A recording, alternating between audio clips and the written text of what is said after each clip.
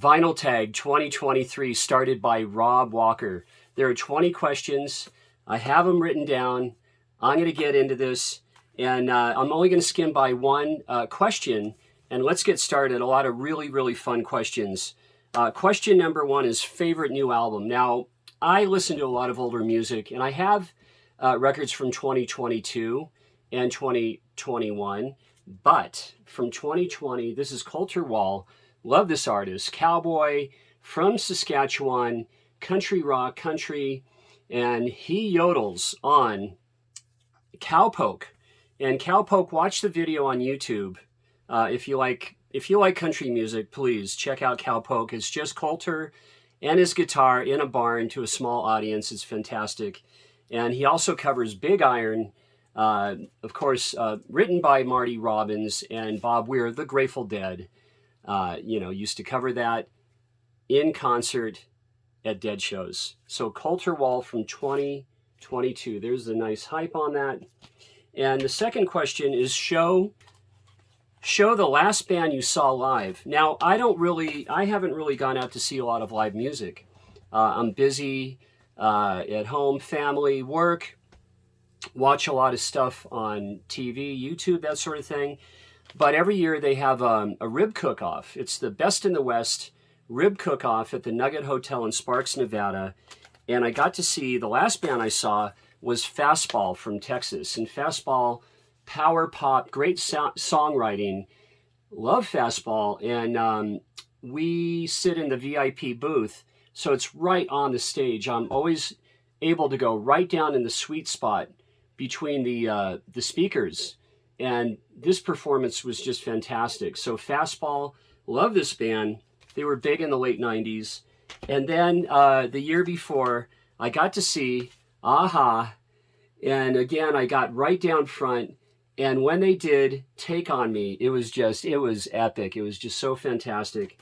So Aha, I got to see them live. And I'm pretty sure it was mostly the same lineup from the old days. So that was great. Let's see. The third question is show a band's best first album. Now that was tough. I mean, I even went online to look at different bands and debuts, Hendrix's, Are You Experienced? But guys, I'm going to show Pearl Jam's 10. And the reason why, it was Nirvana's Bleach. I like a great deal too. But when these bands broke in the early 90s, after a great decade of the 80s with the post-punk and new wave and great, great music, there was a whole new wave of just rock music. And it reminded me of the late 60s and early 70s. It was just incredible. It was just a whole new world had opened up in rock music. And I love rock and classic rock too. So Pearl Jam 10, my pick for the best first album, and that was a tough one. And then the next question is question? Did I say that? Number 4 would be a hat trick. So a vinyl record, a CD, and a cassette. Well, now I have the cassette, and I was digging, and I just gave up, but I know I have it. And guys, that's the Slider T-Rex, and I bought this album shortly after it came out. This is my original copy of my very favorite T-Rex album, and I do have it on CD as well. And this is with, I believe this has the bonus tracks. I really think it does. But there's Mark Bolan, and this are the remasters, and this sounds really good. Really, really good. So the fifth question, I'm just going to skip. Show a record that begins and ends with the same letter. Let's move on to number 6, and that would be an artist born in the same year as me. Now, I'm pretty proud to be my age. I'm older. I'm 65 years old. But, guys like who? Nick Cave were born in 57. Sid Vicious, Daniel Ash from Bauhaus, Peter Murphy, one of my favorite Jamaican reggae stars, Dennis Brown, born in 57. Billy Mackenzie from The Associates, Dundee, Scotland born. The Associates, he's within days of my birthday. Susie Sue, Mark Allman from Soft Cell. And one I'm going to have to pick is Cameron Crowe. And reason why is when I saw Almost Famous, the film, at the beginning of the film, he's rifling through his sister's records. And his sister's about 3 years older than him in the film and in real life. And that was my deal. It just gave me chills because my sister would bring home these cool records, the very first Black Sabbath album, and I would just pour through them and listen to them. My sister and her boyfriend had just fantastic records.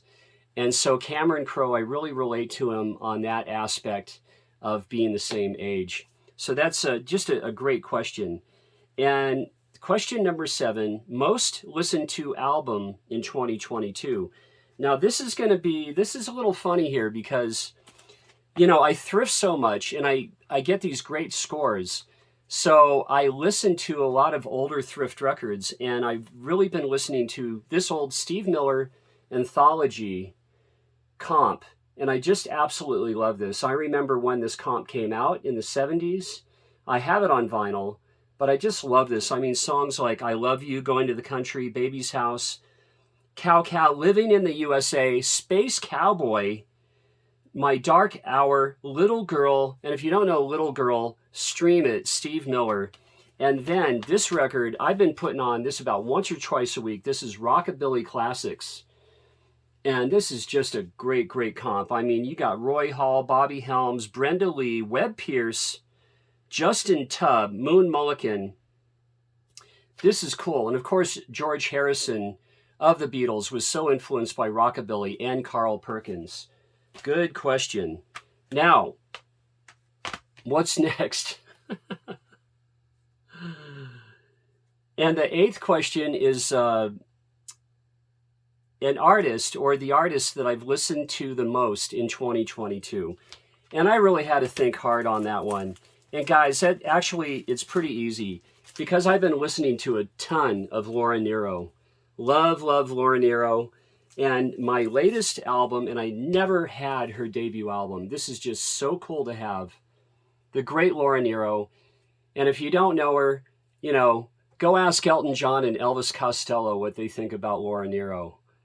Just what a great, great, great artist. David Geffen, he was in love with her. He couldn't get enough of Laura. The 9th question, show an Aussie band, a band from Australia. Now, thank the vinyl gods for Ben Rankins, right? Because he shows us so many great Australian bands. But guys, I got to do it. And that would be AC/DC, Powerage, and Gone Shootin' is the track for me on here. And man, they mean it. I'm telling you. Here's the boys. Bon Scott, one of my favorite singers of all time. AC/DC, Powerage. And then the 10th question is show a record that people would be surprised that I picked up. Now, I'm into a lot of different genres, and you might be surprised, or maybe not too surprised, that I'm into Melvins. Really, really love Melvins. Love a lot of Seattle bands. Tad, Melvins, Screaming Trees, and this is Bride Scream Murder. We have Gluey Porch Treatments and Stoner Witch for Melvins. Excellent band. I mean, they've been around since about 1983. I mean, they were early on with Tad for that whole scene. Hard rock, grunge, sludge, love it. The 11th question is a band that I am complete on. And that's kind of a no-brainer. That would be REM. And maybe there's something I don't have. I don't think so. I have a lot of singles, EPs, the first album, the last album, all the studio albums, REM, Athens, Georgia. Love that band. Number 12, great run of 3 albums. All right, guys, here goes. That would be the mighty, mighty Deep Purple. Here we go. In Rock, Fireball, and Machine Head. And I was there the night that they were a no-show in Las Vegas. Rory Gallagher opening. Fleetwood Mac touring the Penguin album with Dave Walker out there, Bob Welsh. Great lineup. And Deep Purple was a no-show, and there was a riot. I mean, I just about got killed. I was down on the front stage. Mick Fleetwood walked out and said, hey, Rory and us are going to come out and play blues for you all night long. And I said yes. Everybody else yelled no. And Mick Fleetwood ended up giving us the finger and walking off stage, and a riot ensued. Oh my God. I didn't get to see Deep Purple. I mean, that would have been just wonderful to have seen that band. And they were on the Who Do We Think We Are tour, actually, right after. We thought it was the Machine Head tour because it was such a huge album and everybody wanted to see Deep Purple. So the next question would be, show 80s soundtracks. Now, so I've got to show Pretty in Pink. I've got to do that. And we have, we've got OMD on here, New Order, Danny Hutton, Echo and the Bunnymen, The Smiths. Wonderful soundtrack, way better than the movie. And then Something Wild, Steve Jones, Oingo Boingo, David Byrne, Fine Young Cannibals. This is cool. So, and by the way, this is sealed. And I found this thrifting as well. So there's the cool back cover. Pretty good question. And the 15th question is a disappointing purchase in 2022. And early 2022, I bought this copy of Adventure. And this is Four Men with Beards, their label, right? And I really didn't know that many people did not like these pressings. I put it on, it was slightly warped, and it just didn't sound that good. But I fixed it, you know, with all my digs in Bill's garage. I have an OG. There we go. I fixed it. Television Adventure. So, very, very nice. I mean, I tell you, it's not that bad, really. But this is, you know, the original is just better. And next, guys, a non-vinyl item. And that was really pretty easy for me because I was watching Otis Gibbs' channel. And he was talking about Bob Dylan's new book, right? So I'll get to that. I'm going to show you. And he told us to get it if you can. Now, here's my letter of provenance. You hold in your hand something very special, one of 900 copies available in the U.S. of The Philosophy of Modern Song, signed by Bob Dylan. This is Bob's first book of new writing since Chronicles Volume 1, and that was in 2004. Now, what's interesting about it, and you might know about it, that Bob had to apologize for having this auto signed. Now, I'm going to show you. Here it is. So I have a copy signed by Bob Dylan. And look, I'm not going to bust this out and read it. I'm going to keep it in the box when the paperback comes out. I'll read that because it's 66 essays on people like Johnny Paycheck, different artists, and really Otis Gibbs read excerpts from it on his channel, and it was just captivating. So that is really, really nice to have. And the 17th question, so a grail. Actually, I have found a number of grails, not that I really wanted, but grail records. And one would be from 1968, The Millennium Begin. This is a wonderful album. To me, this is like a minor Pet Sounds ambitious, very ambitious record. Wonderful record. Stream this. If you don't know this, this is rare. And there's the songs. This is a real treasure for me to have. Really studio musicians that came together and put together really a minor masterpiece. And then the 18th question, a space-themed record. Now, there's only one. There's only one. Because when this film came out, I was a kid, and we went to see it, and it was so advanced, so far ahead of its time, and that would be 2001: A Space Odyssey. Stanley Kubrick. The music is fantastic. And check out that back cover. Space. And lastly, show a record from 1973.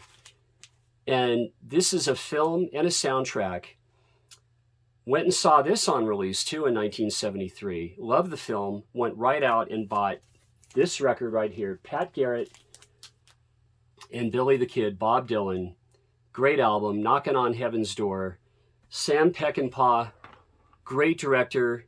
Of course, when we heard he had a new film coming out in 73, I was 16. Very excited because The Wild Bunch was such an iconic film that he had done. I believe that was done in 68 or 9. So, great thread, Rob. Thank you so much. And, oh, actually the 19th question is show some VCLT. Now, this is all from Mark from Mad for Vinyl. Mad number 4 Vinyl. Love his channel. And these are just Gene Clark 7-inch that he sent me. Here's Gene Clark, Only Colombe, and The French Girl, written by Ian Tyson. Full Circle, mono and stereo. 8 Miles High. And rest in peace, David Crosby, but he really only wrote one phrase or sentence on this album. You know, here the man who wrote it really was Gene, and Roger, the great arranger, and Chris Hillman with the great bass intro. And then Mark also sent me Turn, Turn, Turn, The Byrds, 7-inch. And on the B-side, about my favorite Gene Clark Penn song, She Don't Care About Time, on the Turn, Turn, Turn album. And check this out, Echoes. Absolutely wonderful. And lastly, he also sent me a white label promo of Echoes. And lastly, thank you, Rob. Great thread.